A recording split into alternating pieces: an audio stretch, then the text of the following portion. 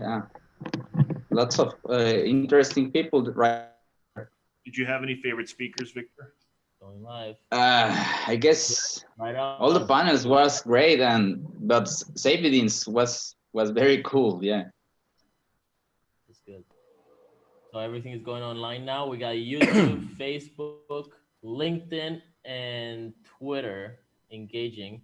How's it going, everybody? Live. It's Saturday night. Bitcoin Saturday night. Hey. Guys.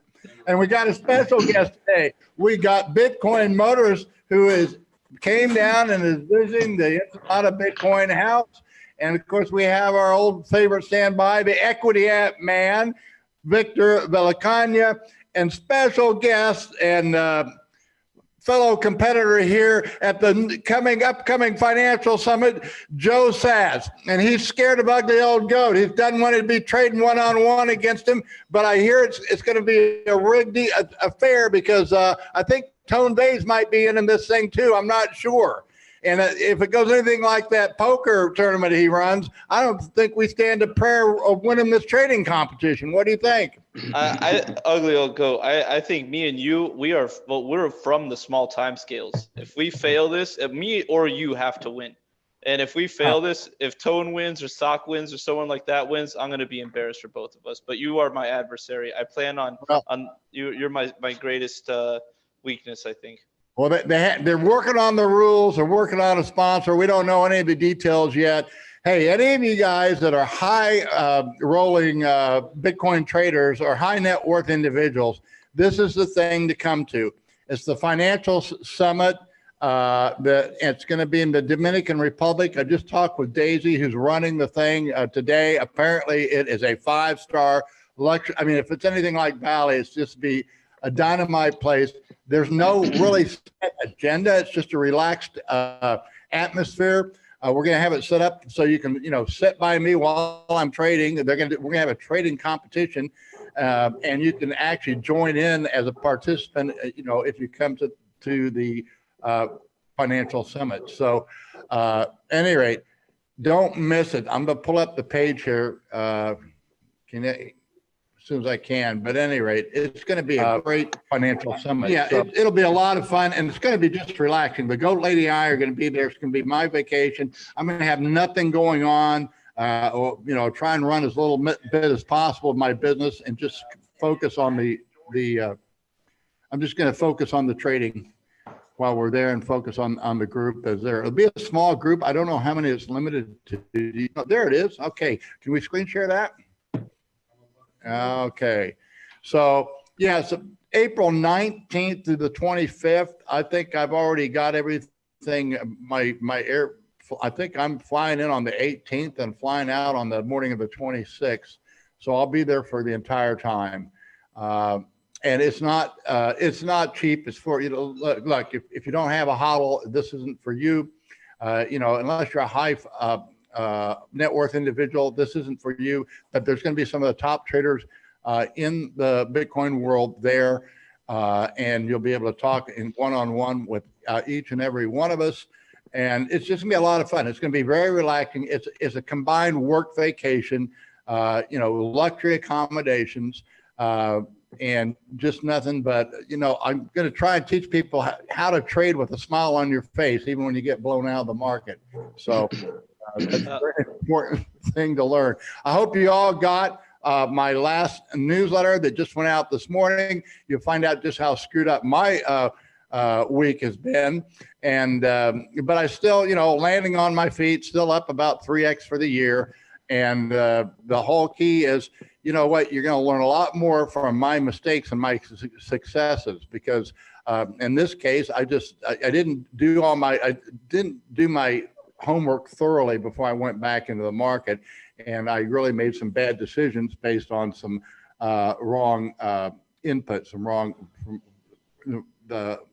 I just didn't look at the total market. I just did a haphazard job, and I paid the price. Not much, because it was a very small trading position.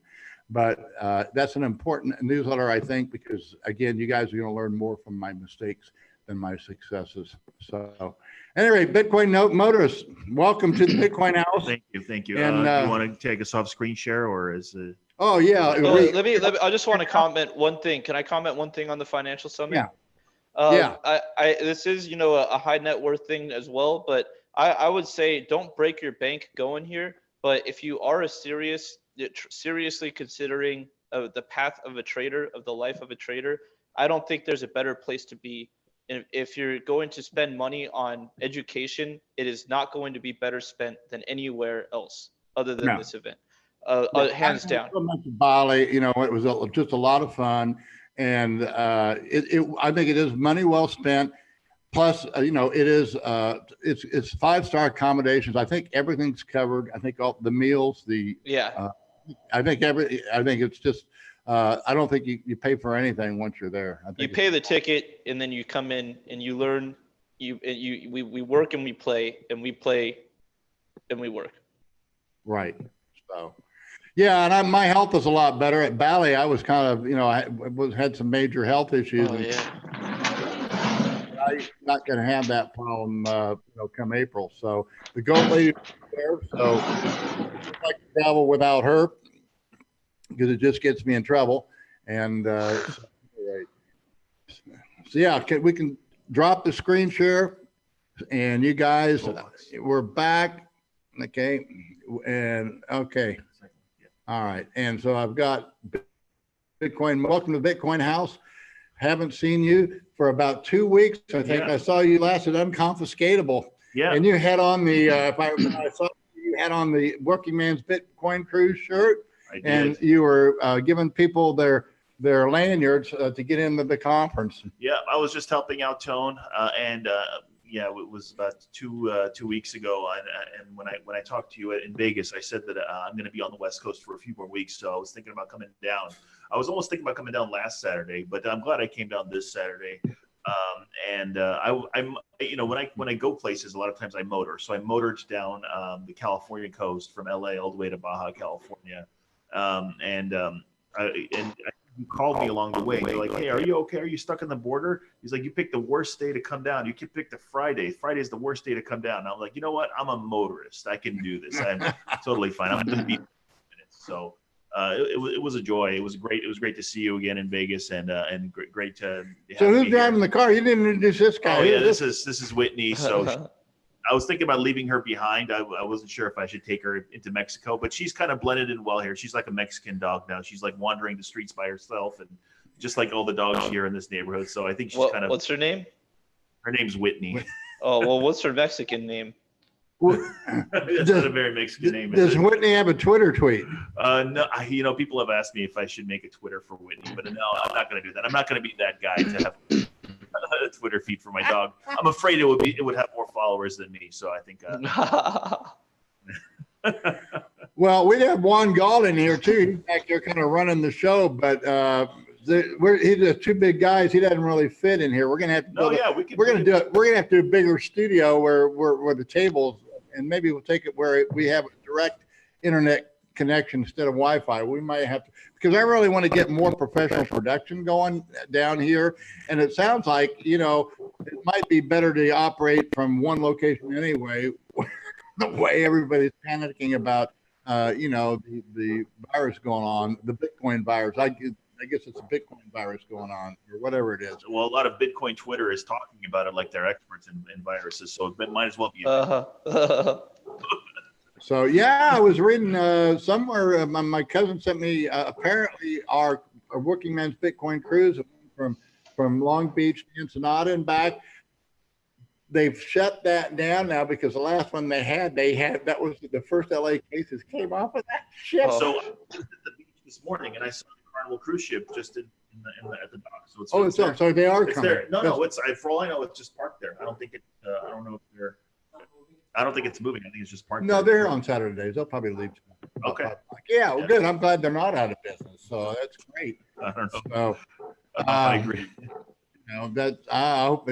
Well, I'm putting off the Working Man's Bitcoin Cruise because I really don't know until this thing blows over. We haven't made plans for it anyway, and I really don't. You know, we gotta do things that work. So that's, you know. that's a big question. We'll see if we can get that done this year or not, but we might have to skip a year, or, if we can't get it done. So, at any rate. So, all right, Victor, can you want to go through the equity app a little bit today? Have we gone Hey, through? how are you? Good, man. How are you, Victor? Are you there, Victor? I don't think So so. Dylan in the control box. Who is Victor? Yeah. Hi to everyone. I think I lost the connection for a little bit, but Okay. you want me to share the equity app? Yeah. Do you want to share it on your screen, or do you want me to put it on mine? Yeah. I already have your account working on This is my something I'm side. going to be working on, and I'll just briefly Let me talk share. about what's going on, and then we're going to have Joe get in here. But I'm going to be ending lifetime memberships on April 30th. So that's going to be no more, because I was recommended don't do lifetime memberships, because to keep things going, you have a fixed overhead, you've got to True. maintain a website, you've got all these other expenses, and absolutely right. You guys that are lifetime members, you jump started Ugly Old Goat, and we really appreciate it, because I thought we took a big risk, and it turned out that we didn't take a risk, because everything I put in, we don't make anything on it, but everything I put into it, I did get back. I was risking 10 Bitcoin to get things going, and we got it going. So, but now we need to do a yearly subscription with renewals. So you guys that have a lifetime subscriptions, you're in for life. Everything that we add on, you're going to get for free. We're going to be doing some new things when we go to the 1 year subscription. The price is going to be the same, but we're going to be throwing in the equity. By then, hopefully, I'll have a Discord channel where you'll be able to log in, and we're building a trading room upstairs.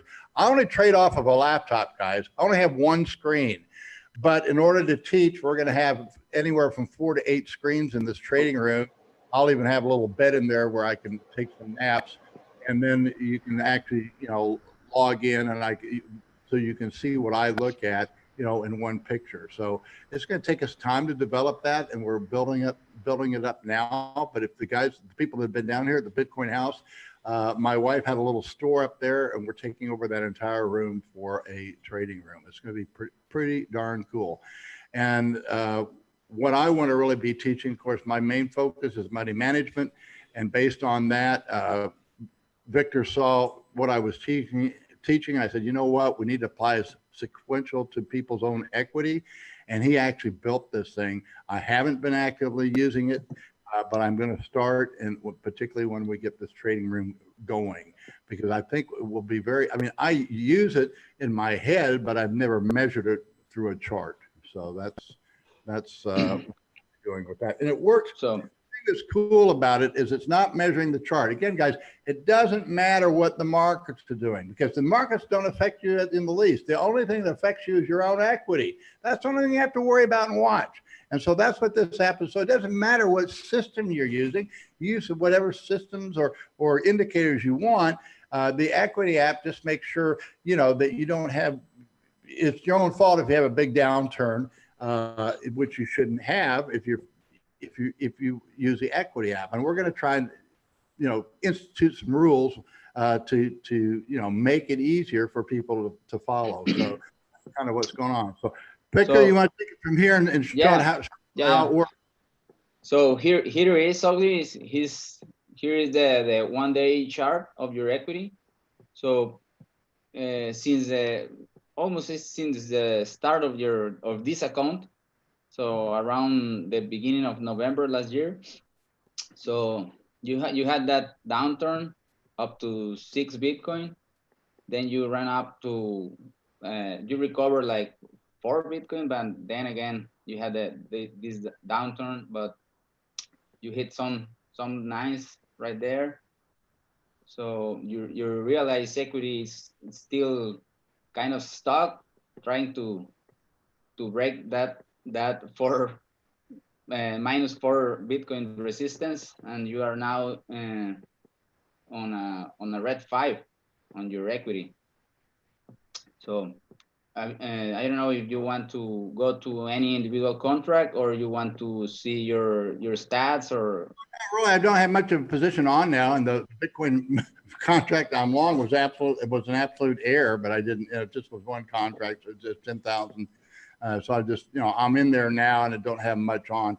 I am looking very seriously. I think that this coming week's going to be very important because you look at the newsletter that I just sent out, and I don't have it here on the screen, but if you can go to the Bitcoin, well, maybe I can pull up the newsletter and share it. But the Bitcoin dominance is going to be at a 9 this next week. Did you look at, here's your 12-hour chart? Did you see that one?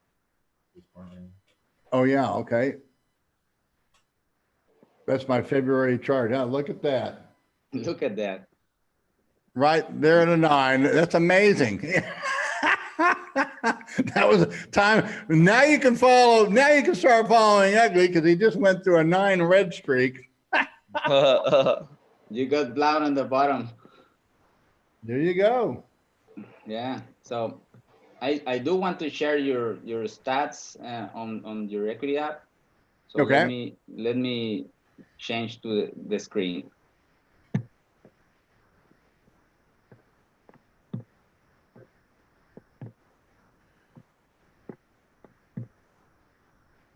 Okay, this is the stat section of U.O.G's account.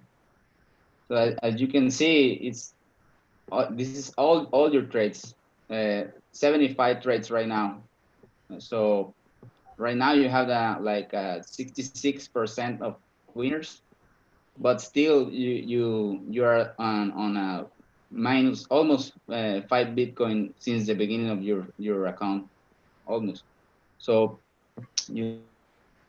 Yeah, I think I started an equity. Some crazy stat.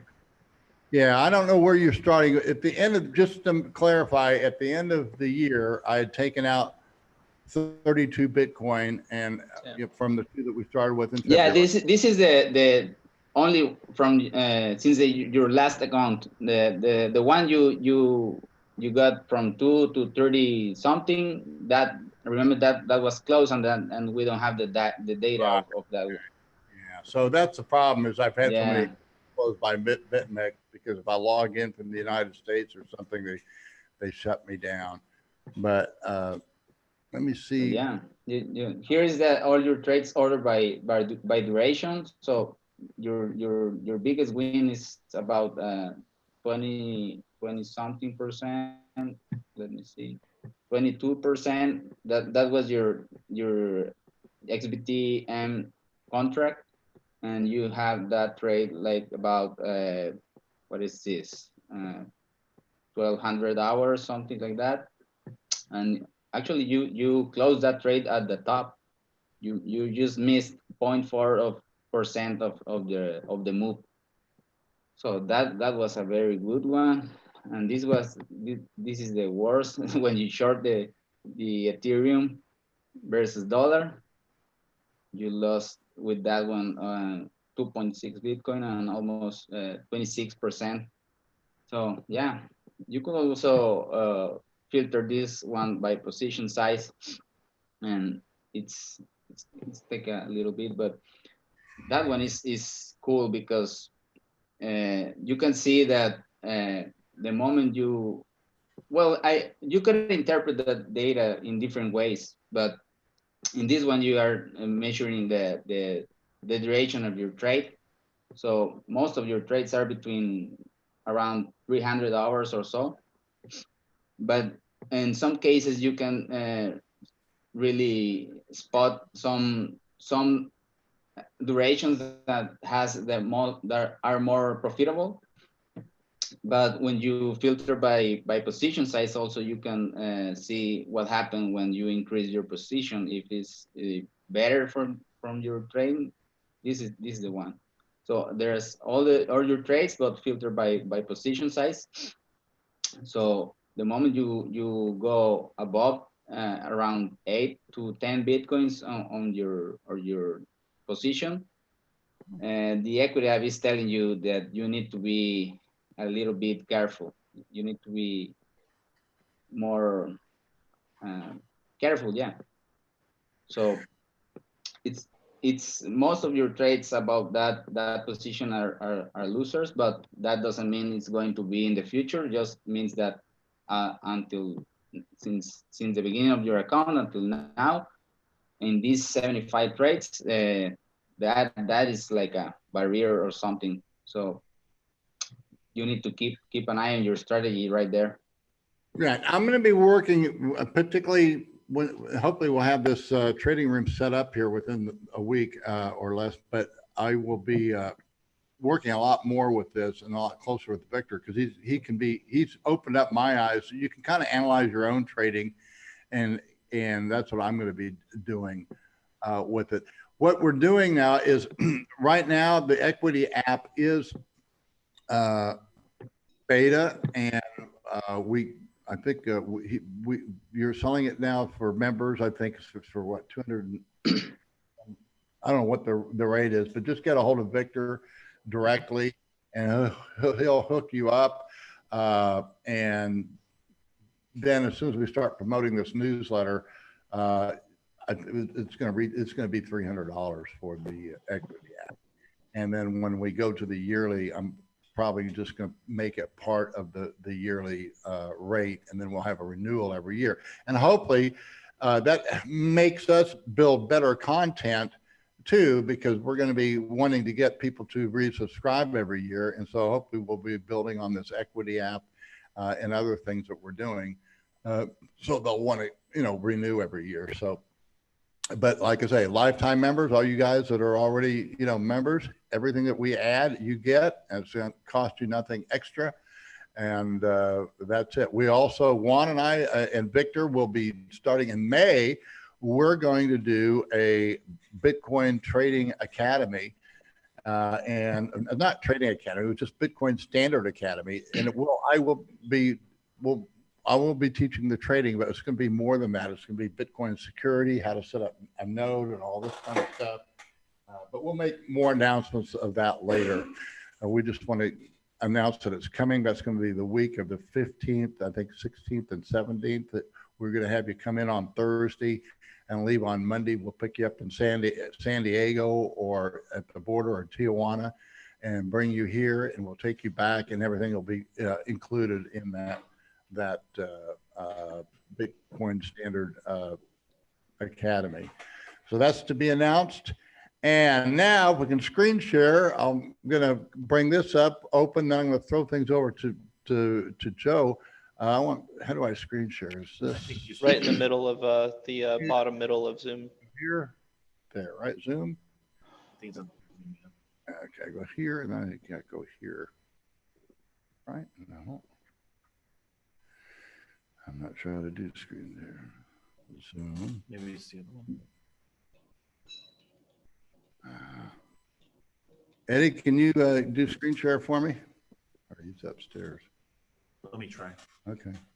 Is Zoom one of these things here? Zoom's down below. It's right there.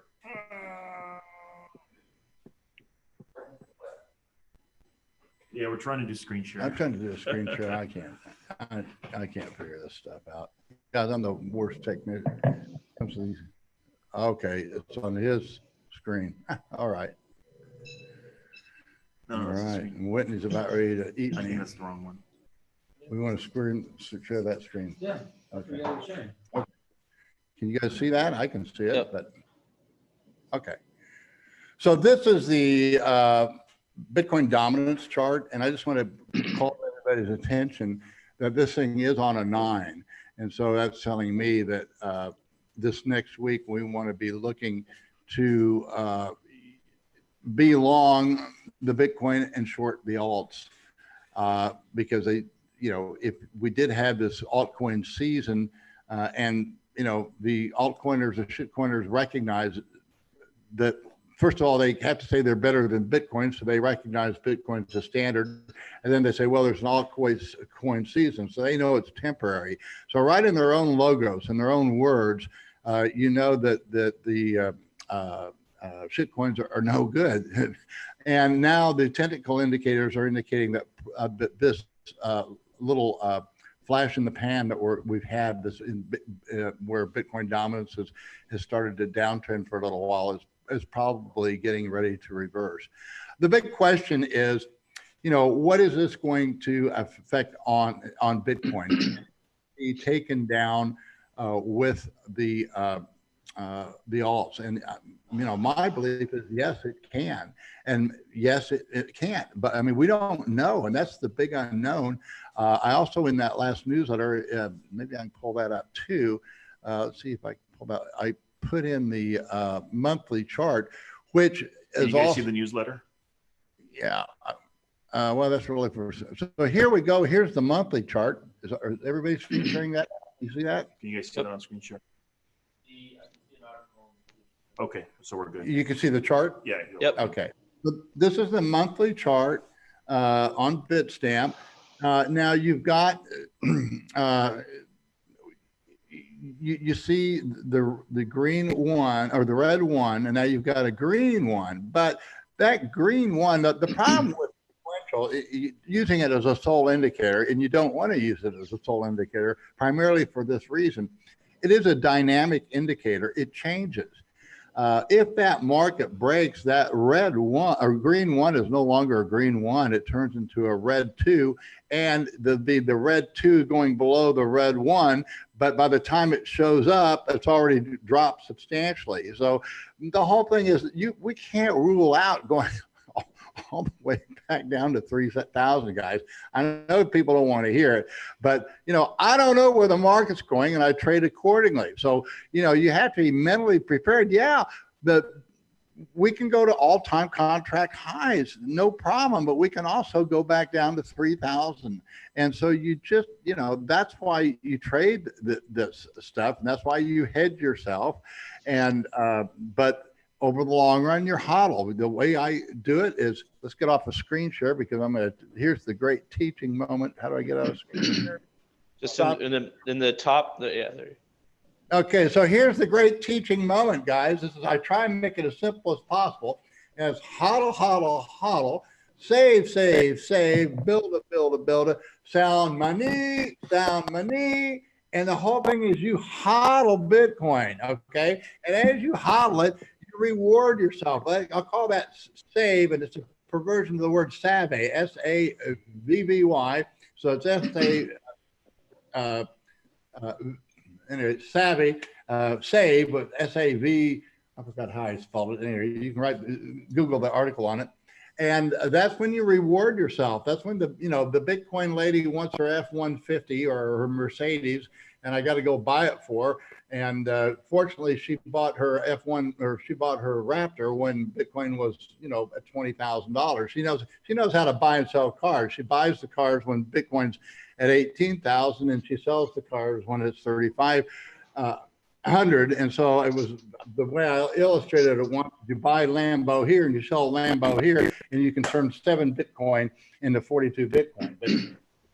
So some people say they're offended by selling, but you're saying that under the right circumstances, it makes sense. Well, you have to, you have to live too. And you do, and we're not, what are you going to hodl? And it's just kind of like hoarding gold.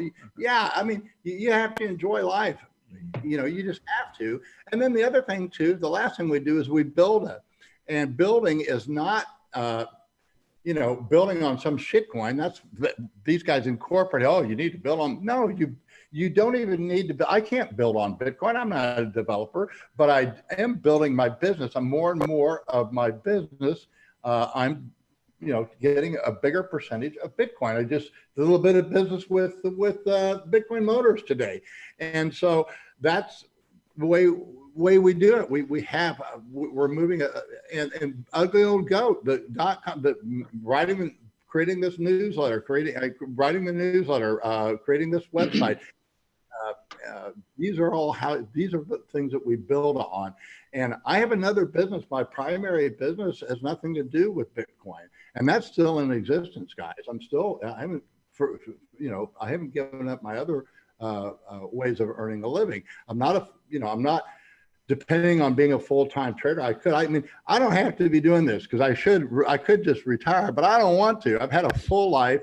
I've got a lot of experience. I've believed in sound money my whole life, and what little I know, I do want to pass on. So, and you know, I do know what little I do know. I won't tell you things I don't know. I'll tell you that I don't know and go from there. But I do know I demonstrate it by published record of all my trades, so you guys know. I pretty much know what I'm doing when it coming to trading Bitcoin. Now we have Joe Satz here, and he thinks he can take on Ugly Old Goat at this financial summit. So, and he's doing it from what? Let me tell you a little story. He's doing this thing on what's called Trader. the order book. Okay, I've never grabbed hold of that because to me it's a little bit easy to manipulate. However, I'm going to say that in my generation, we never had access to the order book at all. When I learned to trade the markets, it was I started in 1973 in the commodities markets, and nobody knew what the order books were. The only one that knew what the order books were the floor traders who were trading on open outcry. If you remember that movie, I think it was Trading Places. You saw a little bit of how it used to be done. I'm sure Joe Satz has seen that movie too. But yeah, and Trading so Places. These guys on the floors, they knew what the order books were, and they could always front run. Well, like we use phones, but a lot of times when things are going crazy, nobody'd answer the phone. We literally had a teletype machine, and we'd punch it on this keyboard, and a tape would run, and that would send it. It would be like sending an email today or something like that.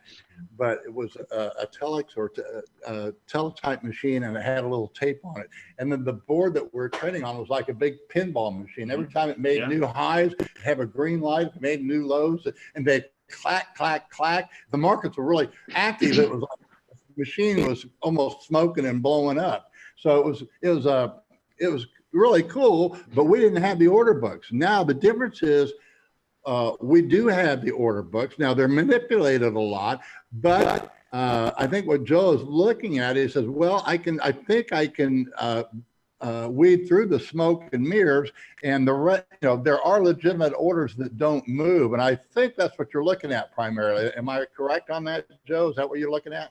Yeah, I classify it into two categories: static orders and dynamic orders. I also call static orders that have been in the book a very long time sleepers. And you can usually tell sleepers are getting hit when you're reaching higher local highs, and that haven't been broken in days. For example, this past run up when we hit 68.50 and pretty much started going up, that was a long period where we were taking out a number of sleepers. I don't think those were degenerate shorts. I think it was a lot of conservatively placed shorts that were getting liquidated.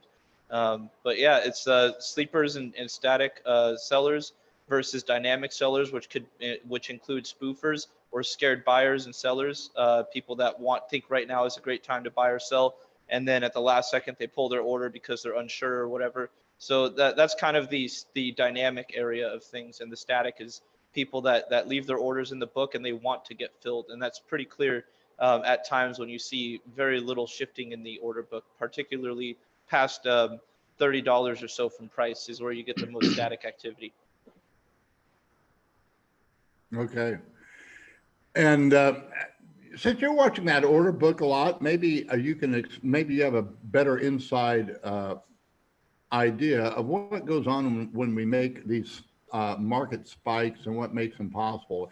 And you know what I'm talking about is I'm talking about the spikes where we just run through the stops, and we didn't really even change the underlying price very much to justify it.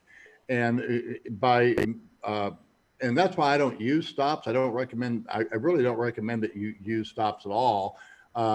If you do anything, and a lot of people say, oh, it's better to get liquidated, because if you get liquidated, the real price has to be there before you can get liquidated. Apparently it costs a little bit more. If you get liquidated, you're not making a market, that's for sure. And I only get liquidated, a few times a year, but it's going to happen.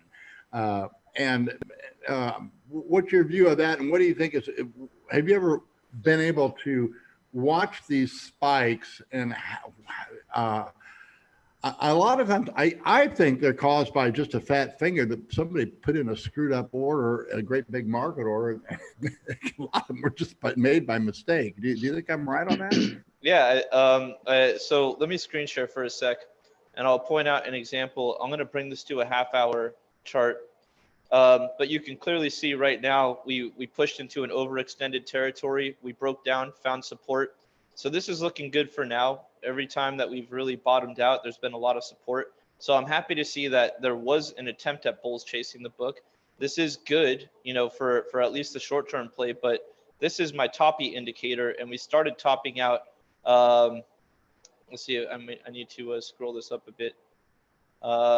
We started topping out on March 5th. And so this indicator, a value of greater than 40, was showing that we've been topped out for a while. And this condition can stay, but it usually ends with a pullback. And we pulled back into static support. So control of the 2 and 5% bands, there's a little difference here. Here's the 2.5% band. Here's the 5% band, and sellers are currently in control of the 1% band. That's also visible here. 42 million asks against 31 million bids. Now, this is all on BitMEX. 2.5% range has 61 million in bids against 41 million asks. And then down here on the 5% band, we have 46 million bids against 32 million asks. So those are the two visual representations of these bands. And then this small sell dominance, 42 mil against 32, is control over that 1% band, which seems to be pushing us down a bit, and maybe even instigating some more bears into selling, market selling. But the fat finger thing that you're talking about is a great point, and this is pretty much it. I call them shakeouts. This, like, single candle moves that are 2% or greater, where we liquidate, in this particular case, a 30-minute period of time, a single candle move of 4.83% pushed out 117 million longs liquidated. That's a big destruction there. And we've had a number of those. Here's another wipeout here. So yeah, fat fingers, I completely agree with you. That's an important part of this. Here's a 2.5% move with 96 million liquidated. So yeah, fat fingers definitely make the market move. Well, I was talking more about the spikes, not the ones where you have a break or a rise and it sustains it for a period of time, but rather the spike, the 1 minute spike that goes down substantially and kills everybody and then just returns. And I know we had one of those I think the last one we saw was the XRP on BitMEX or something. Oh yeah. Those ones. And I just wondered if you ever caught what was going on in some of those, because some of them just look, they're just an anomaly, that the market went down there very briefly for a minute or two and then come roaring back. And, it just was a matter of cleaning out the stops before, you return to a normal market. So, yeah, I've got, Joe has given me a copy, or I have access to this. I haven't used it yet. So I'll be adding that to the trading room, and hopefully I'll I know he's doing a lot of work on it, apparently successfully, and we'll be going head to head at the financial summit. He'll be using this. I'll be looking at it. And we might have a special guest that just hopped on. Oh, really? Who would that be? Who's the special guest? Let's see here. Oh, there's Sawchrutezz. Can you hear us? Hey, can you hear us? Oh, what's up? And Daisy. And Daisy. Can you hear us? Yep. What's Oh, up? maybe we should do landscape. Maybe it's better for Where the are video. you guys? Are we live, guys? From We are live. We are live. You are live. Hi. Oh, the audio is really bad on our side. Let me just check. Yeah, we've been talking bad about you, Sawchrutezz. Yeah, Sawchrutezz. You're looking disheveled. Now I know that you're lying. I understand Tone Vays is going to be competing Fuck it. too. Can we just walk to the canal, have some better, so we don't have any back. Oh, yeah, you take the. Sorry, we have to move, guys. We have to walk to the water, so because there's too many other people talking. You take the camera. I'll take my drink. Oh, and the ball. Looking good in that hood, though. I don't think that thing ever comes off. We got a Glenfiddich bottle. Thank you, Mark. Yeah. Let's go to the water, yeah? Wait, no, we have.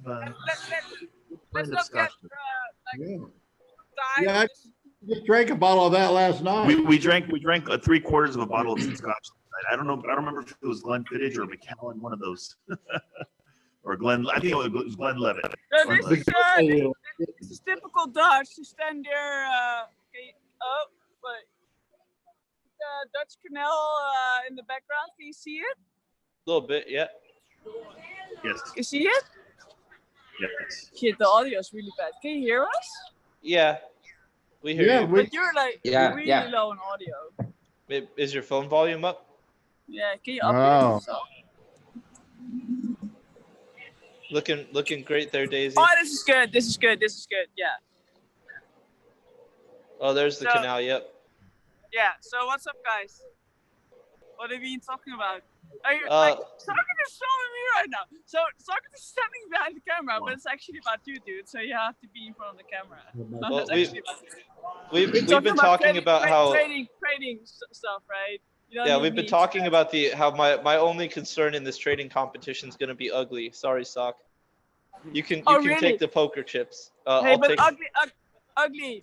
Do you realize it's only going to be a maximum of an 8-hour game? So how good would you be at a short-term trade? Ugly. Yeah, I'm going to be prepared. That's all. I'm going to be preparing myself for it. I don't like it. We're going to have to be forced to trade when we may not want to. So, but I'm going to be trading. I'm going to have nothing else to do because I'm not going to focus on any of my other businesses, and I'm just going to prepare myself for this competition. And hopefully, Ugly Old Goat's going to smoke everybody out there. The only thing that really is concerning to all of us is there's a rumor that Vays is going to be in on this. And frankly, after the poker tournament, we think there's some kind of fix on this thing that he's going to be working with he's probably working with some exchange out there. I think Buy Finance, he's going to probably be trading on Buy Finance and promoting his token just before the conference or something like that. I don't know. Come on. Russian conspiracy. So, anyway. Hey, Patrick, what's up? Hey, Daisy. Hey, Saw. Good to see you guys over there in the Netherlands. I wanted to quickly add something that you said earlier when you were talking about alt season. So when the shitcoiners, when they talk about alt season, they're pretty much admitting that it's only going to be temporary. But there's more to it than even that. Because they're saying, well, the reason why there's going to be an alt season is because when Bitcoin pumps, a bunch of noobs come in, and the noobs are going to go to the altcoins. So what they're basically saying is people who don't know any better are going to be buying the shitcoins. They pretty much admit it. Even when they're trying to talk up their own shitcoins, they're kind of admitting that it's only people who don't understand, who don't know any better, who are going to be. Guys, so it's midnight here. We had I don't know, enough drinks. I thought we were going to talk about trading competition. Otherwise, sorry about grab our bike and go. Yeah. That's not really all right, trading talk expert. about the financial summit in the Dominican Republic next month. Ugly. Can't wait to be there. We're here to promote the financial. Hey, so you saw the pictures. It's gonna be freaking awesome. The resort we booked it's more than incredible. You guys know. Yeah. And they'll have a trading table outside for me and Sawchrutezz to smoke cigars. Trading table, poker table, everything. Daisy, we're going to try to screen share some of the images of the resort because it's included Oh, in the. right. Yeah, do it. Included on this thing, guys. Sure. I mean, like I say, the goat lady and I will be there. And just what kind of wine are you drinking there, Victor? Well, I'm drinking a wine. Yeah, it's just cheers. Here we go. Oh yeah, that's the website. Yeah, I like that. Yeah, but I want to see if we can see images of. Okay, there's the resort. Is that the resort? That looks. That probably is. Actually, the Telegram messages that Tone sent you, the private messages about the resort are better. Yeah, I've seen pictures of it. It's incredible. Yeah. It's yeah. Can you pull up the private messages from Tone about the resort? We're trying to, yeah. In a Bali chat, the Bali chat. For high net worth individuals. If you have a good high net worth and you don't mind spending $9,000 on a week's vacation, this is the place to go. Here, I can. It's not a vacation. It's way more than a vacation. Here's the pictures. Oh, yeah. Oh, there yeah, you that's what I'm talking. Yeah, yeah, So, that's where we're going. Yeah. Private dinner here, castle Hey, over me and here. Tom were there in December, and it's freaking awesome. Like, you guys are gonna so love it. Oh, that swimming pool goes around the whole hotel, huh? Wow. This is actually the pictures you're looking at is the real resort we're going to. Really, really Right. nice. Yeah. Yeah. Well, I've always wanted to go to the Dominican Republic. I've heard nothing but good so things. nice. Yeah. So I'm glad you chose that site. I either wanted Dominican Republic or Bermuda. I've been to Bermuda and love it. I could care less about the Bahamas, but one of the other, I guess, islands down Yeah, there would be nice. let's not talk about the things that we did not do. Let's talk about what we did book, and this is really amazing. So anybody who's watching, go to www. Juan's been there before. Tell us a little bit. financialsummit.com and register or have a look. You can ask any Daisy, question. You go to the support at thefinancialsummit.com. If you have any questions, I'll be there. I handle the account. So you got any questions, Saw? Because I think Saw has to fly. Saw has to fly back to the States tomorrow. So it's way past midnight here in Amsterdam, and we just went to an Irish pub and band and stuff. So we did not have time to look at your order book, Joe. I'm sorry. Oh, yep. Sorry. Stop and share. Yeah, I mean, yeah. You have a little talk with Saw, and then we hang up. Yeah. Cheers, buddy. It's What's great up? to see you. Great to see you, Sock. Looking How's good. it going? As always. We'll have to catch up when I get back to the States. And appreciate you guys having me on. It's always a pleasure. All right, Pleasure man. to see you, man. All right. Always. Wait, you're going to get knocked out early, Sawchrutezz. So just Yeah. keep on drinking all night. You'll be crying a lot in the Dominican Republic. Good luck on your 4-hour chart, Sock. Yeah, I'm open to side action, boys. Let's get some real action going on this competition. As Sawchrutezz likes to say, let's get some sweet action going. Now we're talking. All All right. right, cheers, boys. Cheers. Bye. Bye, Bye. Love Daisy. you guys. Bye. Hey, cheers from Amsterdam. Bye. Bye. Cheers. Great view they had over All there. right. Yeah, Sock is gonna lose. All right. Well, hey, if you sign up for the financial summit due to this broadcast, just let when you sign up, I think they ask where you heard from it. Just let them know. Yeah, we saw Saturday Night Bitcoin Live with Sawchrutezz and Joe and Ugly, and that's why I'm coming, just to see these three guys. So I think it's going to be a lot of fun, and hopefully we'll make it worth your while. So, all right. Yeah. Also, I've been to DR. I was there with a friend last year, the year before that, and the beaches are beautiful, excellent food, very nice restaurants and bars. Some of the hotels are amazing, and I mean, I can't confirm this. I can't deny it either. The cocaine there, top quality. That's what I hear. If you want to trade the whole week straight. But in DR, only in DR. I don't know. I don't use cocaine, so my wife has fibromyalgia, so she uses kratom a lot. Oh, so, yeah, kratom. So that's the only thing that's really helped her. Yeah, it's a little different. But it's totally legal, so it's Exactly. all right. Nobody cares we're there. Okay, so Joe, you're on. Tell us a little bit more. What's your idea of this Bitcoin dominance thing? I mean, do you think there's something to it? And how can we? Is there a way that maybe we can? Incidentally, do you want to tell people how they can get your trading tool too? Is it out of beta? You're still kind of in beta, or where are you at on this now? So this thing's still in beta. Trader is still in beta for probably till the end of March. It's going to become a paid service, but we're just making sure we iron out every kink before anything, gets, a price on it. So the developer, Alex, is pretty much, he would rather let this thing stay in beta until he's 100% convinced this thing's ready for tons of people to start using it. The link is simply Ugly. You have an affiliate link as well that you could probably post. There's an affiliate link under any of my YouTube videos. So check any of those out, and you'll just under the video, you'll see both the link to Trader and the link to the Telegram group where you can ask questions. You can ask how our indicators are customized. You can ask just about anything, and you can even submit implementations that you'd like to see. What indicator do you want us to program into this? You know, we got TD sequential on the list. We have funding rates coming in soon. We're also putting in more data. We're going to get Deribit contracts, Bybit contracts. So we're going to have a nice broad view of everything going on. And this is all just around the corner. We're just the next thing on the list is building the backtesting bot. And then we're going to start running the back tests and running our currently manually tested strategies in the back tester, so that we can come in with some hot, some good numbers, so people can feel very comfortable about what they're using, and a strategy that is executable for your entries and exits, and majority profitable.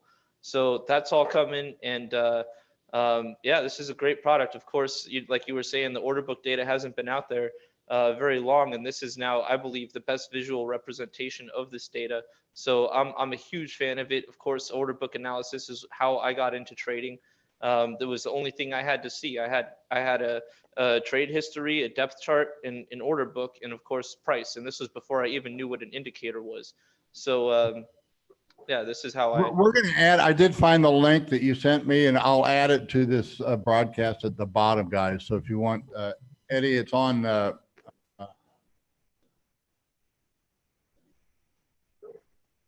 Yeah, so it'll be down there, and you might have muted Ugly. Ugly, you might have muted yourself.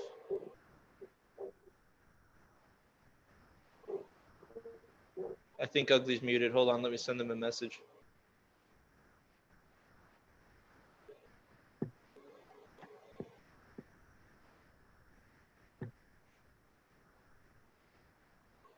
So I guess I'll just take the stage for a second and talk about price for a minute. And I'm going to bring this up because this is going to be what I have a lot of questions coming into Ugly about.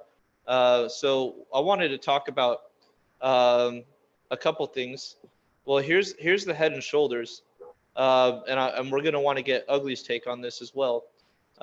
Here's my Head and Shoulders right now. It's definitely at an angle, but the thing that I'm most curious about is this down here, backwardation. The market is nearing the zero value.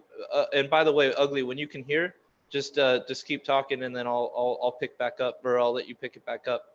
But we've done our move down. We've come back to it. We've made a lower low since a historical backwardation zone has been hit, like this. We've come very close. So I think backwardation's in play. And what we want to talk to Ugly about is, are you waiting for this thing to hit zero? Does this contract mean less since its expiration date is 3 months out? Pretty much, what was this extreme contango? Was this a clear sell indicator? So there's a couple things that I want to bring up regarding backwardation and contango, and hopefully we'll get Ugly on for that. But clearly we're reaching a state of contango, and we're in it, or I'm sorry, backwardation, and that's going to be a very powerful move. There's also, so Rolf brings up, there's also June and September contracts on Deribit, and I don't know if there's an indicator for that. If you have it, please just type in the indicator, and I'll bring it right up. But yeah, we're entering backwardation. This is something I've been spending a lot of time paying attention to and observing. Been running on very little sleep watching this. I'm really curious to see if we can hit a zero value, and that should be enough to complete a Head and Shoulders, to also enter backwardation, and then hopefully that's our rocket fuel to continue our bullish trend. Oh, audio broke. Audio's back. Oh, audio's back. All right, we're back. Great. So Ugly, I was talking about contango and backwardation, and talking about how when you come back, I was hoping to get your opinion on a little bit of what's going on here on the 4 hour. Head and Shoulders kind of slanted up alongside a move into backwardation. Hopefully by the time we hit the bottom end of this neckline. Any thoughts on this, Ugly? Well, I think you kind of asked me early in the week. You said you wanted my thoughts, and I said, well, if about the backwardization, as you take out the February lows, that would be the time to buy. What I didn't know at the time is that had actually happened on March 1st. It was kind of a weird week because it was leap year. So the 29th was Saturday. And so Sunday was the first. And if you know, I even on the newsletter, I actually did a close up of, I think, 1 minute or 30-minute chart. And I showed, look, this thing spiked up, then it took out the monthly lows, and then it reversed. And at the same time, you went into backwardization on the perp or the spot market. The perp actually went below the spot market. Now, the interesting thing is too that the March and the June futures never took out the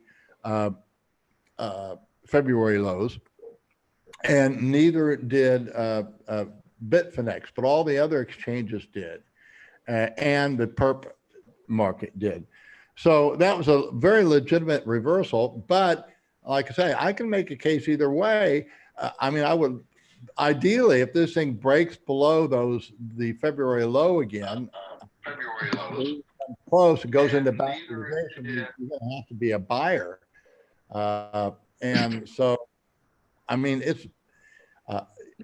I'm going to be very surprised if the futures can go into backwardization again, because it was an anomaly that happened in 2016 and 2017 early.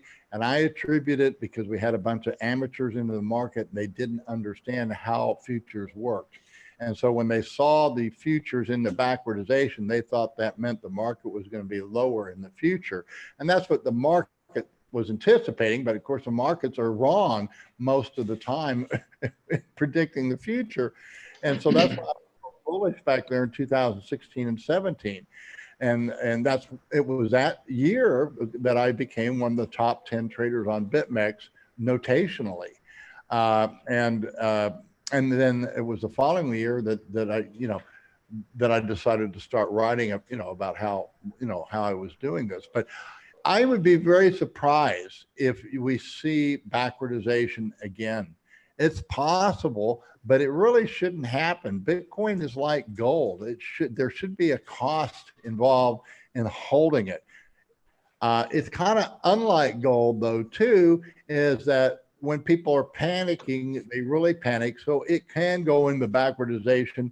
But if you notice when it has, it's been very short-lived. It's been less than an hour. And so for it to go into backwardization and stay there, I think would be very, very unlikely. So, I mean, what you do is you look and see. I was not looking at the market at all last Sunday, but Sunday, the market went into backwardization. It took out the February low, and that was it. That was the bottom. We essentially reversed, and we've been going up ever since until we had this sell off here, yesterday, last night. And now the question is, are we going to turn this market around and get it above 10,000 again? Now, are we going to take out that 2-week high? Well, I don't know, but you're trying to look into it, can we go down all the way down to 3,000? Well, if you look at the monthly chart, it's very possible that we could. I mean, right now, what if we go down there and test those February lows again? Can we penetrate them and keep on going down? And I think the big question, everybody's looking at all the stock market, they're looking at gold, they're looking at, the flu and all this stuff. What I think the big thing that's on the table now is the shitcoin. I think that's the biggest question, and what effect that's going to have on Bitcoin. And I don't think the regulatory bodies are finished with Bitcoin, with these shitcoins yet either. We could have some big hammers drop this year. And if you look at that Bitcoin dominance index, we're on an 8. That means next week we're going to be on a 9. The problem with the sequential, it's dynamic. So is it? How do you approach it? You're going to be on a 9 next week. Do you approach it early or late? Some of those 9s are huge, huge candles. No, absolutely huge candles. And is that going to be one of you can buy it at the beginning of a 9 and get completely blown out because the candle gets to be so large. So it's going to be, I mean, I'm looking for a big opportunity this coming week, but which one, I don't even know yet. I mean, that's why you're a trader, you know, and that's why, you know, you've got to be, you got to be nimble. You got to be willing to change your opinion, you know, and in a heartbeat.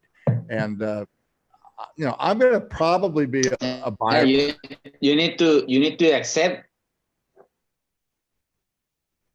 Yeah, you need to accept when you are wrong. Yeah, that's hard. Nobody likes to be wrong. That is hard. That is hard. Yeah, I feel like traders are perfectionists. So being wrong is. Because I mentioned you by yeah, right. Well, you were mentioned by name because I kind of outlined everything. You know how I got into this trade. You heard me laughing about it this morning. Right. But at any rate, Juan was kind of, you know, I wasn't even going to trade, and then he said, "Oh, well, the market's up. What do I think?" So I said, "Oh, well, let's go look." And I didn't do a thorough research. I just did a cursory view, and I did a very cursory review, and I wound up making a mistake because I only looked at one market. I was only looking at Bitfinex. I didn't look at Bitstamp and all the other markets to see how they did. I didn't realize, I thought it did not take out the February low, and it didn't on the market I was looking at, which was Bitfinex, but it did on every other market. And it did it in such a way, it was just a classic reversal. We had a little false breakout in the morning. Then we took out all those breakout buyers we took out. We hit the monthly lows, went below. That was it. That was the bottom. If I was active and trading that way, I would have probably had some orders down there and would have bought that low. As I would have had orders right underneath that February low buying it. And I didn't know, because I didn't think we did it yet.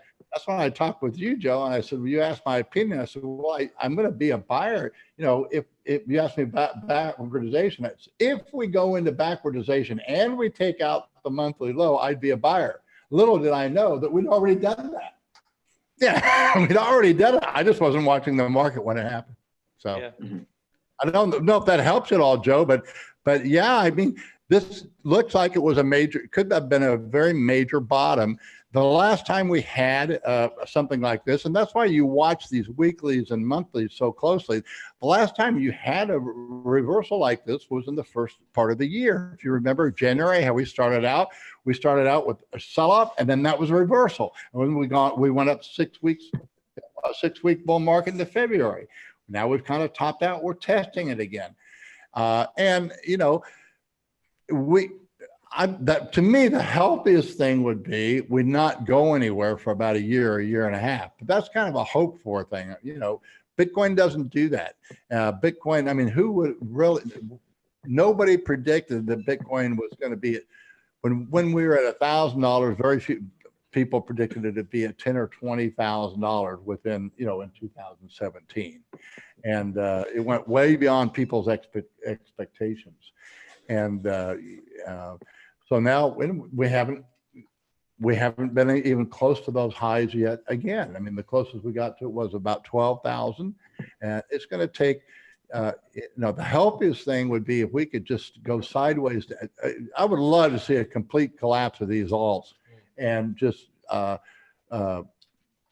Bitcoin become the rising phoenix out of the ashes, and that maybe it stays down with the alts as they all just kind of fall by the wayside, and then it rises on its own merit, because Bitcoin's the standard, guys. It's the only innovation.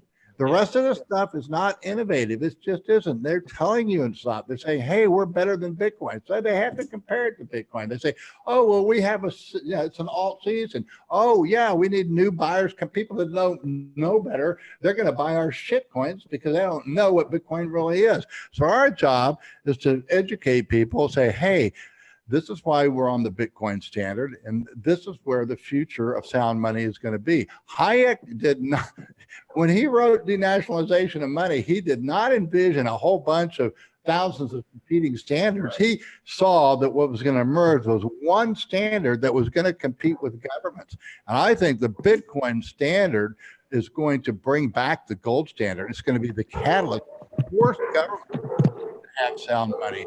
Well, won't that be exciting? Where we have sound money with governments, we have this super sound money the governments can't control that actually made them bring back sound money. That's going to be a wonderful story to tell sometime, and it will show that perhaps we were able to bridge a new financial barrier, because I think the gold standard and the way that it grew up organically at the end of the 19th century through commercial banking, that was the true innovation of the gold standard. And if that innovation can now be practically applied by entrepreneurs, that's really not a crypto innovation. It's really it's kind of like, breaking the atom and then building nuclear power plants, or discovering the wheel and then start making carts, and then later on horse and buggies, and then cars. That's what Bitcoin is, kind of like inventing the wheel. And so, I mean, can you really reinvent the wheel? No, not really. The wheel's just using it's using using little tiny things and great big things. And that's what Bitcoin as a standard will do. So that's what I'm looking for. And that's more philosophy than anything. But as far as trading, yeah, there's just a whole lot of motion in the market. I don't rule out 3,000 Bitcoin, and I don't rule out 20,000 Bitcoin. You just got to be ready for either one, whatever comes. Yeah, my personal take on the alts, dying out is probably most likely going to be in the next bubble. I think right now we have too many noob investors still. This is 2017 was definitely big, but it wasn't big enough to get enough people in and get them educated. So the economic idea here is that as the cost of the superior good goes up in value, the demand for the inferior goods goes up in value. And since generally speaking, these are all, controlled scarce assets, they're going to be pumps. They're going to be pumping. So I think people are going to be looking for those opportunities to get 100% gains in a single day, 200-300% gains in a week. I think that FOMO, that desire to gamble is always going to be here, and it's going to only die probably in the next bubble, and when far more people are educated about Bitcoin, and that bubble is probably going to take a lot of people out of the market, especially altcoiners, especially when the pre-mine motherfuckers are cashing out. Yeah, the thing is that the ICOs are kind of dead. I mean, the SEC has gone after so many ICOs and sort of famous people marketing shitcoins, right? All these sort of Hollywood stars that have marketed this ICO, that ICO. The SEC has been hitting a lot of them, so I think that aspect of the market might actually be dead, at least in the United States. It'll probably continue in other areas, but the United States leads in many ways, and this is definitely, maybe it's one of them, right? I think what we will see is some of the altcoins that are wholly proof of work mined, or maybe some of the altcoins that have their own networks, those will still continue to grow. And there's a lot of airdrop. Apparently the airdrop is the new sort of ICO, right? So if you have your own networks, a little bit different, but I don't know. I mean, I'm also not 100% sure that the alts are done for yet, but it's going to be different. See, Ethereum is very focused on DeFi and all these sort of weird lending and whatever they're doing, like over leveraged loans. Like, give you one Bitcoin, DeFi. Like, yeah, it's all very confusing. But anyway, they're very focused on that stuff. So much less so the ICOs this time. It's gonna be interesting. Okay, well, we'll find out soon enough. I think it's going to be bloody when it happens, and you're going to have a whole lot of people that are going to be literally left holding the bag, and it's very much of a sidetrack to sound money. It really is. So I would rather stay focused on the real goal, and the real goal is sound money. And I know Bitcoin is sound money. So I heard of an interesting example that I think speaks to Bitcoin as a money standard. Apparently, there's some big innovation coming on the Ethereum side of things. Again, they're working about on all these loans, but the innovation is they're going to integrate Bitcoin as a unit of account. So you're going to be able to like hold some of these loans denominated in Bitcoin. There's going to be Bitcoin collateralized, and there's going to be some other over collateral with Ethereum. And what that means to me is that they're going to basically have all these leverage trades, bringing the systemic risk of that to Ethereum while denominating some of these things in Bitcoin. And that is kind of the adoption of the standard, and it's going to be collateralized by Bitcoin. The only thing that I don't like is the problem we have is the primary bankers in Bitcoin are the exchanges, and the exchanges are primarily they're all promoting shitcoins. Now there's a new exchange coming. I need to get that guy on. I was on with him with who was it? Adam Meister, the Bitcoin Meister. And I need to get that guy on because I really want to support that exchange when they come on, because they're focusing on, at least they're claiming they're going to be Bitcoin only. Swan. It's going to be Bitcoin only, and it's going to be you can dollar cost average and set up your own way of doing dollar cost averaging. You can do it daily or weekly, automatic ways to do it. Guys, that's the way to get into this thing. We, Joe and I are here trading, but if you don't have a hodl, you're not ready to trade. You need to get a hodl first, and then you only trade a small part of that hodl. That's the whole key. And if you start taking some losses, you don't increase your trading to make it back. You decrease your trading because you can make it back. Guys, I took 2 Bitcoin and I took out 32 Bitcoin last year, and it's all there documented. You can look at every trade, put it on the equity app, and see how it was done. It can be done. I did it. Hopefully I'll do it again. My goal is, I hope before I pass on, I can take this little account I have now and run it into several hundred Bitcoin, because I've done it before and it can be done, but it's not easy. You have to be disciplined. But the most people that get, like I say, this is the other thing that you're going to be surprised. A lot of these whales are no, they stop being whales. They become minnows. They get completely financially ruined, and it's very possible you can see that with some very, very large players. If these guys really believe in the crap that they're selling, you could have some of the largest players who we know were early adopters lose it all. And it's not going to be surprising. That's what happens in markets. Large traders become small traders. Okay, a few small traders. Most small traders stay small, they can become medium. A few small traders become large traders. But I'm telling you what, the smart large traders, the wise large traders become small again. They do it. You don't want to be a dominating force in the marketplace. That's a whole different game. And so as a trader, we're reacting. I don't want to be putting in an order and move that market. I want you guys to move it, and I'll react to your mistakes. Sam Lowen says, ugly works for BitMEX. I do. I work for BitMEX because I do think it's the most advanced exchange I've ever seen. And I've never met anybody there. I do use their affiliate program. I lost all that. I had a really nice affiliate income. I think one year I made a half or 7/10 in here. I lost all of it because they closed down my account. So, but I mean, I understand why they did it. I'm a U.S. citizen. I can't trade there. They don't want anything to do with the CFTC. They don't want anything to do with the American politics. So, fortunately, my wife is Mexican, so she trades. She can legally do it, and they won't close her account down. So I don't trade for ugly. I just help my wife, help the goat lady out occasionally, and with her needs. So, and she has no problem spending the Bitcoin she makes trading. Amazing. Yeah, I want to point something out there that that little lesson that you just provided us, Ugly, that was something that I never really took into account until Bali. The financial summit, sitting in your class, which I remember approaching the financial summit as focused. My split was always is learning more about predicting the future a good thing, or is learning more about predicting the future a bad thing, right? because like there's really no such thing as predicting the future. As you were saying earlier, we don't know where the market's going, we just react to it. And so you were teaching me, you're the reason why I'm able to sleep most of the time.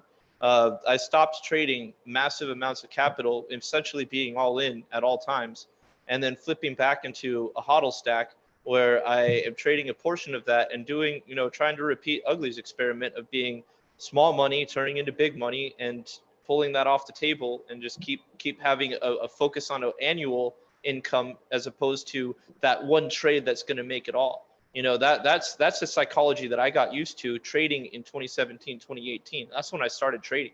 I started trading when Bitcoin had $3,000 swings in 30 minutes. So to me, it was like every trade needed to be made all in, all out. I was just so wild, I guess. And it was your teachings that really got me to get to a point in my trading where I'm able to sleep at night. I'm able to make smarter decisions because I'm far less stressed. And you have to realize if you'd have kept doing what you're doing, you'd eventually gotten completely wrecked. Yeah, and I would say the only reason why I'm not wrecked already is because I started trading spot for at least a year and change before I even put. I put maybe $10 to $100 on BitMEX my first time, and that was just playing with tiny money and just learning what leverage is. So I didn't even touch leverage until long after I had understood spot trading, and that's a big mistake I think people probably make, is they say, oh, I'll start, going on Deribit, I'll start going on BitMEX, Bybit, whatever, and I'll start making, I can bet with more money and I'll have a liquidation price, whatever. That's not the case. You need to learn how to trade first on the spot market, be making money and losing. I did the same thing. I was trading on all the exchanges, and I traded spot initially, probably for the first year or two. So that's a good recommendation. That's really probably the only reason why I'm still here today, is because I was trading spot long before I even was willing to dabble in futures. And interestingly enough, it was someone on Twitter who said you shouldn't touch anything BitMEX related. Maybe it was Crypto Cobain or something like that, who said don't touch leverage until you've been trading spot for a long time. And when you start, 10x is way too much. 5x is probably way too much. So, that was a lot that went into it. And I think that's the only reason I'm still here today, is that I did not know what futures were and perpetuals were until long after spot trading. Yeah, it's very rewarding, but you just have to be really careful. And yeah, if you can't be happy and comfortable and at ease, then you're probably over trading. I'll tell you, I have the same stress now. I was telling Juan about this with the small little account. I mean, I can lose the whole account, doesn't affect me in the least, but I stress over it more as though I was trading a big position because it's all being published. And so I have, I feel like I'm really responsible to, and I make lots of mistakes, but at least I need to say, hey, here's where I really screwed up. But I feel very responsible because, I really want people to learn from my trading, and you need to develop your own style. You're all going to have your own different ways. I'm not trading my entire net. I mean, I should be just trading my entire net worth, in that relationship, but I'm not. I took a very small amount of Bitcoin and I traded that. And now, I started with a smaller amount this year, and, we'll see how it goes. I really want, and it's hard because I've been a big trader. I mean, I know I can swing the market. I mean, it wasn't unusual. I'd have $1 million worth of Bitcoin on it, and could have a couple hundred, in the various futures markets. And now I don't. Very, very small positions. It gets to be big if I have, I think Victor noticed that anytime now I get over 8 Bitcoin, I tend to run into trouble. Is that what you notice? You're going to be working with me more closely in the future on it. You can figure out the psychology. Yeah. Go ahead, tell them. Yeah, because it's all about psychology. When you trade very differently when according to your position. So since I met you, I've been very big on position size. That is why I was interested in developing the equity app, because to me, position size is everything. You could have the strategy you want, but if you are not selecting your position size and your max position, your different kind of stuff related to your position, you're gonna be wrecked.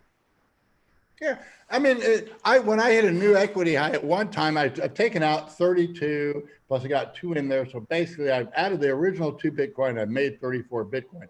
Well, I've had up as high as over 40. So from my Yeah, peak, you hit 40. You hit 40. yeah, I've dropped off 6 Bitcoin from my peak, but I was also doubling down because I was going to try and make that big, and someday hopefully I'll do it. But there is such a point you build your confidence and you say, okay, now I'm ready to make, because trading goes like this, and you might go like this, and boom, you can make a great big move. I mean, I made most of my money last year on the initial move from 3,000 up until June. And then I made a little bit since then, but I didn't do near as well the rest of the year as I did the first 6 months of the year because I caught the major move, a big move up. And, this year, kind of the same thing. I mean, so, there's a psychology involved. And that's why I want this equity app because, I mean, if nothing else, somebody else can look at your equity app and they can analyze you because there is psychology to trading. There is. Yeah. I have changed a lot of habits I had on my trading because of using the equity app.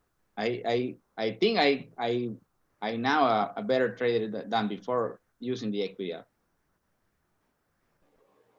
Well, I haven't used it, but I'm always watching that box, and that box is very, very important. And so I'm sweating bullets even with that little tiny account because you know what? I got to publish it every time I come up with a newsletter. I like for it just to be going like this, and it does, and it goes like it. But that's just the nature of it. And then when you make it all at once, and that's the way trading goes. But it's the long term that counts, and you've got to have to be consistent. You've got to manage that equity. That's the secret. So, all right. Anything else we should discuss today? You got anything to add here?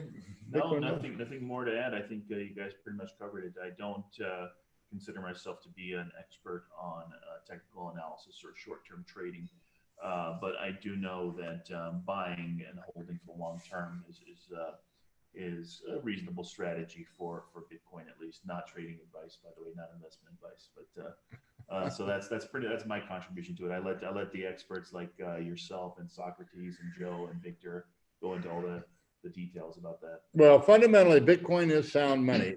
It is a speculation. I will say this. I agree with who was it? I think the attorney Silverman.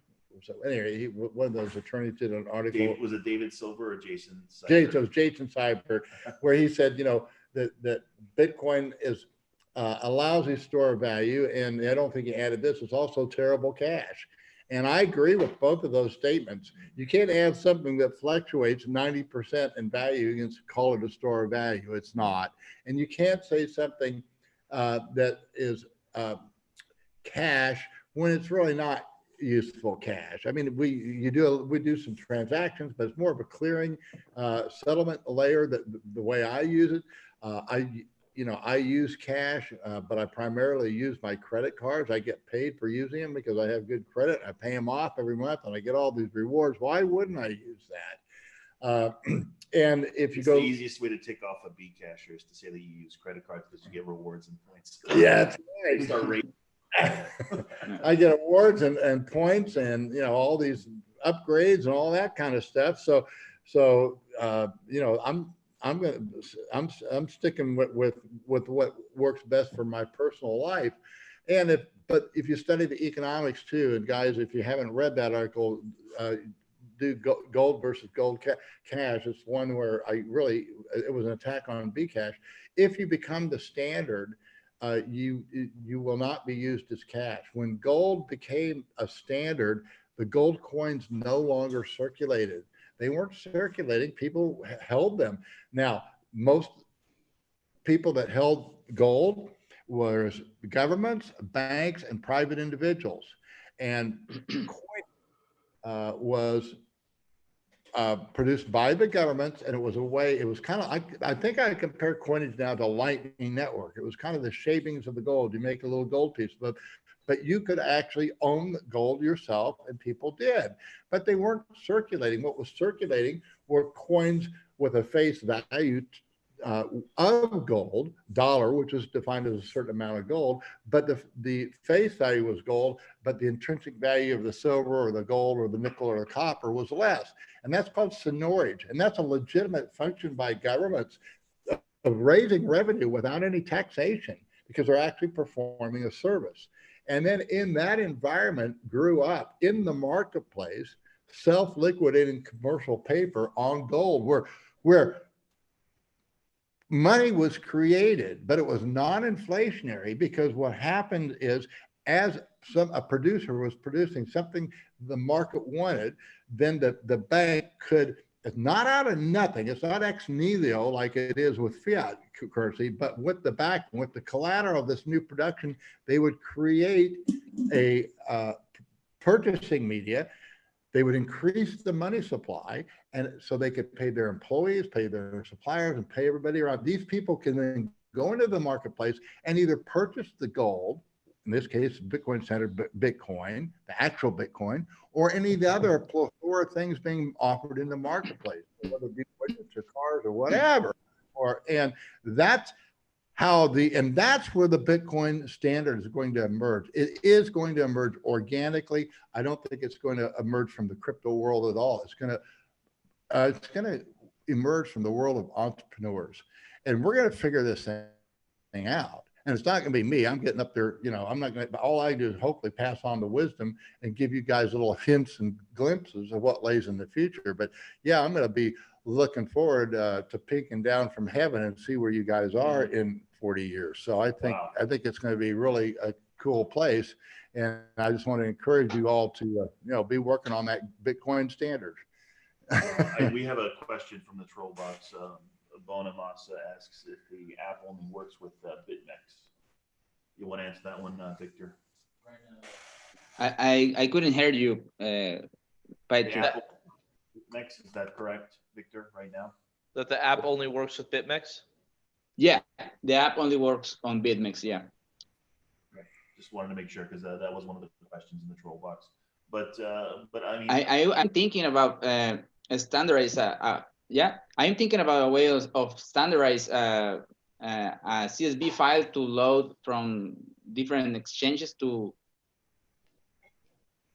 make the app with exchanges at least not live, but you could load different exchanges.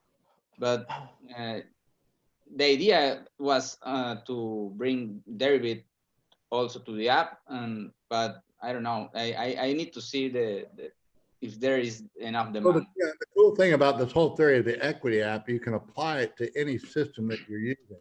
You can, whether you're trading the sequential, whether you start to play with Joe Satz's order book systems or whatever, it's going to be unique, and it reflects you. It does not reflect the market. It's purely subjective. So, your chart's not going to be my chart, vice versa. And it's interesting with you compare the chart generated by the equity app, ugly, with the actual Bitcoin price chart. So that way you could see if you outperform Bitcoin on your trading. So that is a interesting exercise also, to compare the equity app chart with the Bitcoin price chart. Okay. It's very different, because it's especially if you trade if you have several positions open at the same time. It's going to produce a very different graph chart. Yeah. All right. Anything else? We covered it all. Anything else you want to cover, Joe? I mean, I would just if you have any more insight, I'd happily listen. I think I'm just preparing my longs for maybe a little bit lower of a low. 8,400 or so would be my low target, and then at that point I'm pretty stacked in, and I might have to stop out if it looks like 8K is in danger and we're going to break down in the sevens. But I pretty much, my game plan is this head and shoulders, and the play up from there back into resuming the bullish trend. So that's my 2 cents. That's what I'm expecting to happen, and I'm really hoping I get to stack in enough and catch a strong upside move. Yep, and I'm a little bit disconcerted because I really don't see any bears out there. I'm a reluctant bear is kind of where I'm at. I'm kind of reluctant because you know what? I could see this thing having some problems. I do really respect Tone Vays' bet that he made. I think that he's going to win it, and I might be wrong, but I think his bet is that Bitcoin will not be over 10,000 for more than 90 days this year. And you know what? I'm not going to be surprised if we're done with 10,000 for the rest of the year. So I'm not saying that's going to happen, guys, but I think you need to be prepared if that's the case. I think we have real problems coming with these shit coins, and I don't think it's hit home yet. And when it starts hitting home, it will be like the canary virus. It will just start toppling apart. You have a lot of people that invested their whole lives in these shit coins. And if they all wake up in the morning and realize, you know, what it's all about, you know, you're not going to be able to get out of that fast enough. And that could have a short-term devastating effect on Bitcoin. I mean, you could literally, yeah, you saw a spike down to 3,000 Bitcoin. That's going to scare the bejesus out of everybody, but you're going to have that. You want to be prepared and have the balls and the wherewithal to take advantage of that situation. So that's why you only trade a small part of your guys. Because if that happens, are you really ready for it?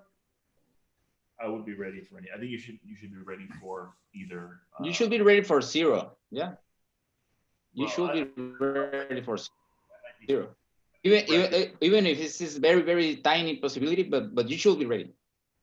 I think you should be ready for a crash and you should be ready for a spike. You should be ready for both. Yeah. About zero, but both scenarios are, you need to be ready.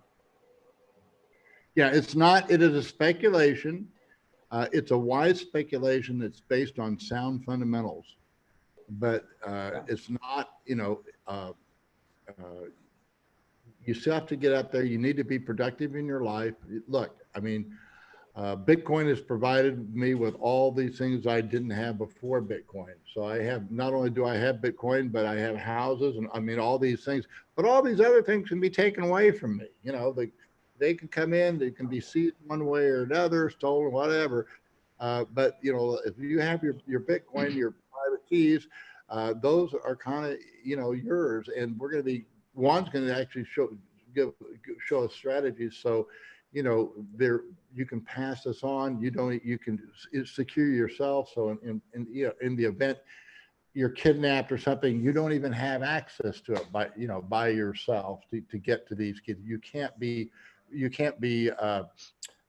extorted, you know, and you have to, that's what's going to kind of build the Bitcoin community too. I think there's going to be the other thing that I learned, I'll talk about this too, Joe. I don't know who it was that I talked to. I can't remember their names, but I talked to two established, you know, well-heeled, high net worth Bitcoiners, and both of them had been kidnapped for the Bitcoin, and so it is a very real thing that goes on, and and one of them was physically, you know, beat up pretty much in a bad. I think it was Colombia too. I think it was in Colombia.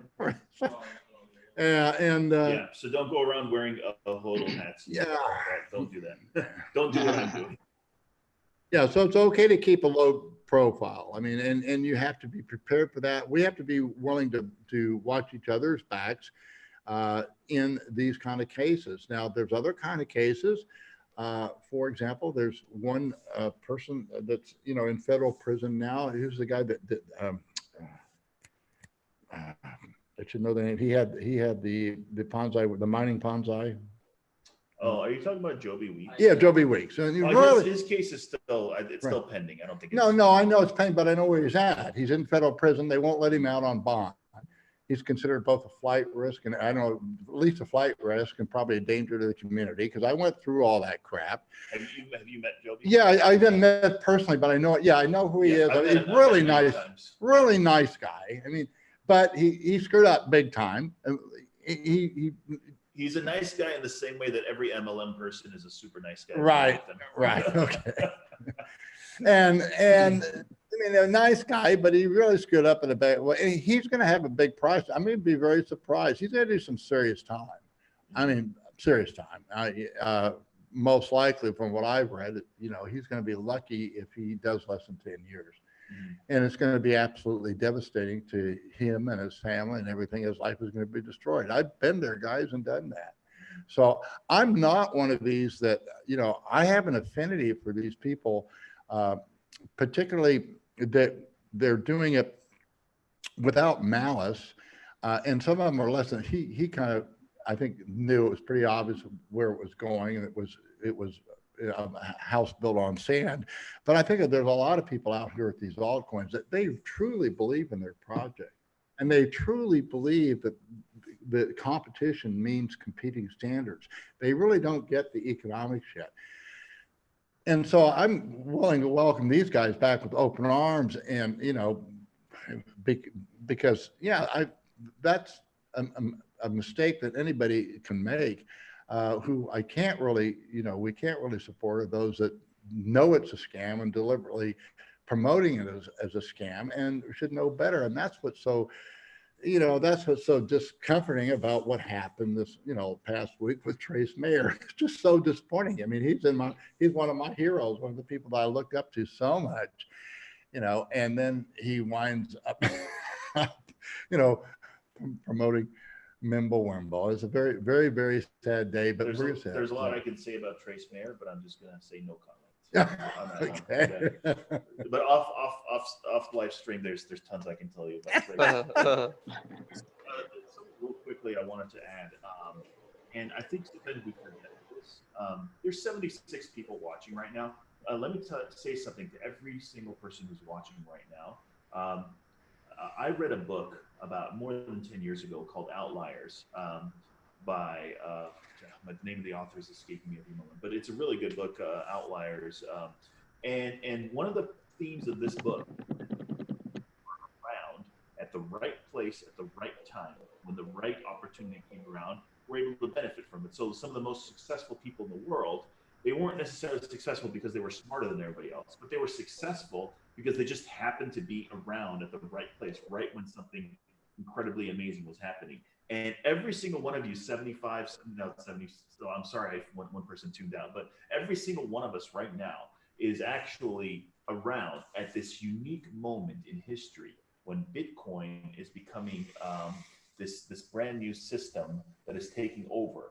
And I think that just the fact that we are around at this time and we're in this space, it's going to be incredible for each and every one of us.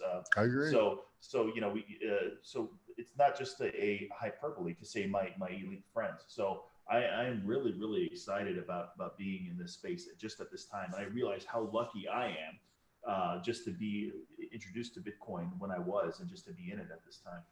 You know, thanks for coming down, Bitcoinmotorist. And also, I just want to invite all of our members, particularly if you're Malcolm a member. Gladwell. Sorry, I forgot the name of the author. It was Malcolm Gladwell. Thank you so much, Rob, DC. But I also want to invite all of the members. You know, if you want to come down and visit the Bitcoin House and hang out down here, you're welcome to do that. So, you know, that's one of the things that I kind of want to make this into too in the coming year. You know, so. That's an open invitation. You just kind of invite yourselves, and hopefully we'll just have it kind of open, people coming and going all the time. So just a place where you can hang out and visit if you want. So, all right. So that's it, man. I guess I'm going to see you in April then, Joe. Yep, I'll be seeing you. Yeah. Have you got a plane ticket yet? Did you? Yeah, I'm all booked and I'm ready to go. I'm assuming things are probably going to get hopefully worse in New York before April, so that everything's starting to calm down Corona wise, and hopefully we have a full attendance. And but I plan on going. I have my plane ticket. Yeah, I think it's going to be. I can't believe the rate I got. I mean, I got first class tickets and for a song. So if I went directly through Aero Mexico, and that's I'm going to try never to use Expedia again because they had the crappiest, you know. We used Expedia back in the day because they started accepting Bitcoin, but I haven't used them recently, and they don't even accept Bitcoin.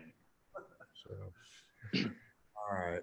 So, all right, guys. Well, stay tuned. This should be an exciting week. Watch that Bitcoin dominance.